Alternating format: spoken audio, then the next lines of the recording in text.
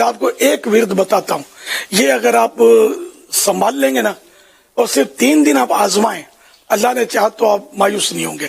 روزی میں برکت کے لیے یا کوئی کام رکا ہوا ہے، نوکری نہیں مل رہی، کاروبار ٹھپ ہو گیا ہے، مال پھنس گیا ہے، اس طرح کے اگر کوئی معاملات ہیں تو نیت پکی ہونی چاہیے کہ بس میں اللہ پاک کا یہ ذکر کروں گا اور اللہ کرم فرما دے گا مجھ پر۔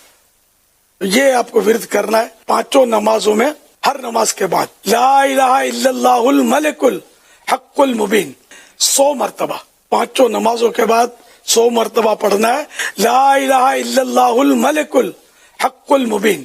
3 دن کا یہ آپ کو کرنا ہے، کم از کم 3 دن۔